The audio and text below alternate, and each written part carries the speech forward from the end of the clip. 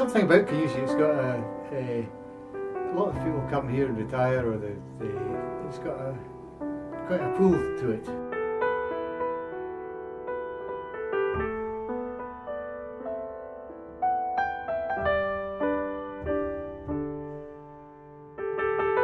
There's a lot of people left in there, a lot of people come back. Oh, yes. You know, most people will come back, at least for a visit. They never... That's right. There's very few, in fact, I don't actually know anybody that's gone and never returned. I used to climb up the hills in the rock at the back of Kingussie and Craigbeg there. Just certain... Depends what boys you're with. You know, one time we were playing football, next time we were climbing up this, and next time we were playing shinty, and next time we were doing something different, you know. We were never settled in one place all the time, you were just dashing about all the time. I delivered rolls. Did you? Oh yes. Oh, I delivered rolls. I'm sure that's why I'm so well known. I walked miles. Did you walk? You didn't have a bike even? Oh, I had a bike, but you couldn't always take the bike if it was snowy. We had a real summer in these days, and we also had a real winter. So we used to I certainly got involved in summer activities. We were down to the Spey. We used to go way down to the Spey swimming, and we used to swim out in the dam. When it was a dam, it's not so clearly defined nowadays. And well, in the winter time, we had sledging and skating. This was before the skiing became prominent in the area. But shinty was very much involved in shinty from an early age. When I was saying to you about this social function, it gives the community a focus, and not only that, it gives the young men and women a focus. And it's quite significant to me, there are very few unemployed people in shinty ranks. Nearly everybody plays shinty as a job. In fact, I don't know one unemployed shinty player anywhere. So to me that's significant. They're the goers in their community, and the basis of most shinty team are tradesmen. Joiners, slaters, plumbers, all that kind of thing. And they tend to stick where they are. Whereas people who become solicitors and bank managers and that tend to move away. And the other aspect of it is, you can't take drugs and run up a pitch which is 180 yards long. So it keeps them healthy as well. And lots of people don't appreciate that, but I think it's an important factor of life in a place like Kingussie. The First World War, the TA used to have their summer camp up on the Kingussie golf course. The Seaforth and Cameron Barracks Bedbury camp, and that's taken up before the golf course was. They must be just intense. 100 odd, more than 100. Oh yes, there was a lot there. It was very popular, but evidently they came for quite a number of years to the Kingussie. That was the favourite camps for them. Our shinty team won the cup in 1914, but for some reason or another they didn't present it, and they presented it after the war, and half the team weren't there. Of course we had evacuees then. I see. They just about doubled the school roll. I hadn't realised of evacuees. So throughout the area, Newtonmore, can you see there was Newtonmore, evacuees? And they were all from they were all from the Granton area of Edinburgh, and some of them had their teachers with them. So I found out later that yes, Kingussie School has been in existence for a long time and had a very good reputation, and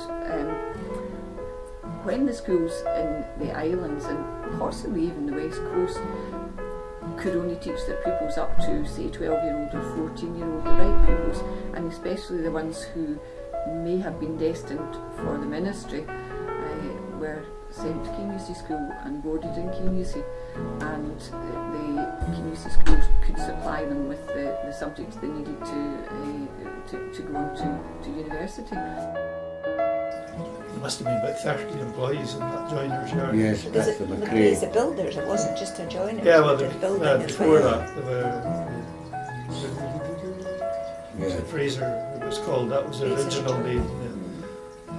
But there'd probably be at least 30 working there, 10 of them working in the actual shop itself. It was a workshop. They made furniture and made all their own windows and everything like that. You know, they didn't come from Inverness. It was all made there. Very much yourself. Yeah. And there were some guys were brilliant at it, and then the others were out fitting it in houses and building houses and things. You know, we were all over the country. The station was also used for incoming coal wagons, where Dallas's and John McPherson were both involved in supplying the area with coal. And I remember McPherson contracting out to Robbie McIntosh, the well-known character who lived on the high street and had a wee croft. In fact, his nephew Neil Reid still lives down there, the old croft. In these days, the railway ones had carters too. They had horses and carts. What was that for? From the railway, the goods shed to all the shops in the morning. Old Pa Ness, the Ness boy's grandfather, right. He was the carter. One thing I do sort of remember from the early days when we go up there, particularly in the summer, and sitting out on the bench, which is beside the road down to Riven Barracks, is you'd see the pony trekkers go, and there would be a dozen or more horses going down with,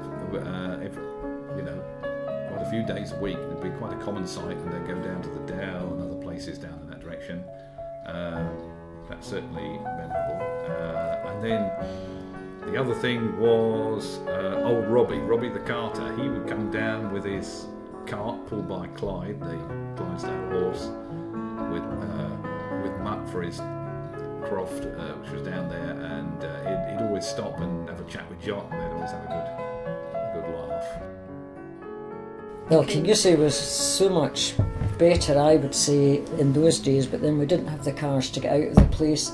Well, you start just past the Duke, and there was the butchers, bakers, coke bakers, and you go right down, and there was Capaldi's, and then there was Isabel Guns, and then Cooper's, and then the Super Royal Hotel, and then there was the Cope, which had a draper's department and furniture and groceries, and then we had Mrs. Jimmick with a good shoe shop that you got one shoe 1 week, and the next week we might get the other one if you're lucky. And then there was Sussex House was there, and then furniture. Harry Martinell, and then over there was a grocer's. And then there was Milnes stores, hardware store. and then we had McCormick's garage, if I remember right, on there, and the showroom was on the other side. People all have cars now. They can go up to Inverness in half an hour and get all the big supermarkets and everything they want in Inverness, which certainly must make a difference to Heath as well. But having said that, at the moment I think we're jolly lucky, and when you go and shop locally, you've got a friendly face, somebody who will talk to you, most of the time they will, which I personally think makes a big difference. The place has changed so much. There's a lot of new houses and there's a lot of new people, and I really do not know a lot of people now. Yeah. Before you could even tell you, go along a terrace and name every house and tell you who lived in each house. I could probably do that for when we were younger. Mm-hmm. I could still tell you who lived in what house, you know. Yeah. But now there's just different people. A lot of holiday homes, which is not very good for the place, I don't think. My father was a coal merchant and also ran a small holding. They retailed coal around the region and sold milk and hay and straw, farming produce from the small holding in Kingussie. His father, James McPherson, was a stone mason.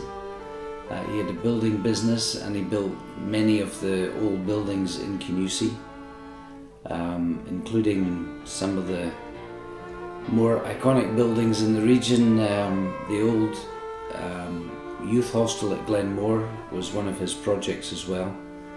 He also had a dual occupation as a surveyor for the Inverness County Council. My father didn't really know very much about the Ferguson background.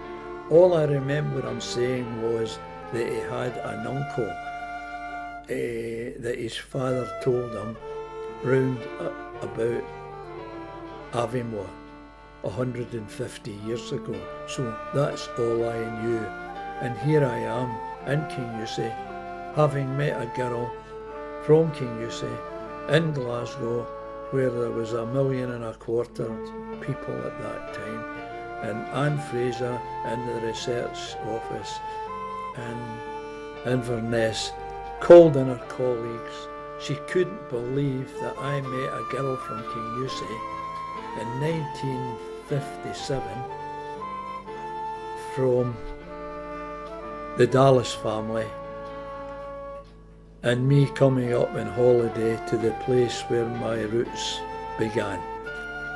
An amazing story, and there's still quite a lot I would like to find out about yet. But we had great fun when we were kids as well. When we were in Kiltalloch, in the West Terrace, in the Middle Terrace it is actually, we stayed in one of these summer cottages as well. Did you? The house was let out all summer to people that were from the south, and they came up and rented your house, and we stayed in there, and it was just, there was a wee sitting room, one bedroom I would say, which we call a big bedroom, which was probably about 9 feet square, and a tiny little bedroom which we used.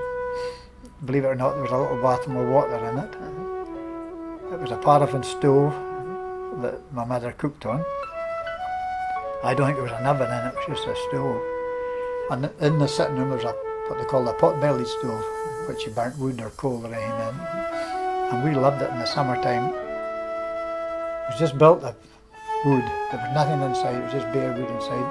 The roof was corrugated iron, there was no insulation between the roof, and when it rained at night, clattered, and I used to carry it up in bed and listen to it. It was amazing. And we rented in Ritromi farmhouse in the 1950s, from about 1954 onwards into about the mid-60s, and every July we would spend that month at Invertrony farmhouse. And what we would do is we would, my aunt had a garage in Inverness called Ferris's Garage, and we would borrow a truck, a large truck, and what would happen was everything went on that truck. So our dolls' prams, our tricycles, our scooters, the bed linen and linen hampers, and everything went on the truck, and we followed the truck up to the farm. And in those days, it was, I think it's about 37 miles from Inverness, but in those days it was a huge adventure for us to go on our summer holiday. And I always think it's extraordinary thinking back to that date of 1790, when the majority of people, certainly on the estate here, were living up at upper rates in those wonderful sort of black houses with turf walls and thatched heather roofs, which have been recreated at the folk park in Newton Moor. So when this enormous edifice was built, it must have been truly breathtaking, and it was very much a statement of length and height to show off his newfound wealth, and really to sort of show that the local lad had done good and made his mark and was not shy about spending his money. The courthouse, they used to have all the courts there, but it was downstairs was the home for the police sergeant and his family, and the cells were down, and the police sergeant's wife used to have to feed any prisoners. They didn't get much. They got porridge in the morning, they got bread and cheese. Being with the patients was great fun, Yes, you know, and you yes. could make it what you wanted. Yes. And I mean, we went all over the place, and holidays and days out and everything, you know. Yes, really made it home from home. Well, that's what Yes, it was so important, I think. Yeah. Yes. But it was still a hospital. Yes. And we still, you know, had all the acute things that hospitals have. But we made time. Most of the girls did it in their spare time, you know, Really? because it was such good fun, you know. And we would go off the whole day. We had a wee spaniel dog, and he didn't like to stay at home on his own. My mum used to take him to the pictures with him. Oh, really? To the Victoria Hall. Hall, yes. Was that what you did on, that's what there was to do on Yes. was it a Saturday or No, was it there through the week? was pictures Monday, Tuesday, and then there was a different film on Friday, Saturday. Yeah. And what about dances and things? They were in the drill hall, yes. The drill hall at the bottom of the town, right? Or the Victoria Hall, but the drill hall was the most popular. Was it? then, yes. And was that what you did as a Yeah. person growing up? Yes. And a mixed community, older Yes. people as well as... Buses came from Aviemore and used to get tea. Mrs. Bothwick used to make the tea Really? half the time. Yes. With a band or... Yes, yes. live band. That sounds fantastic, great. actually.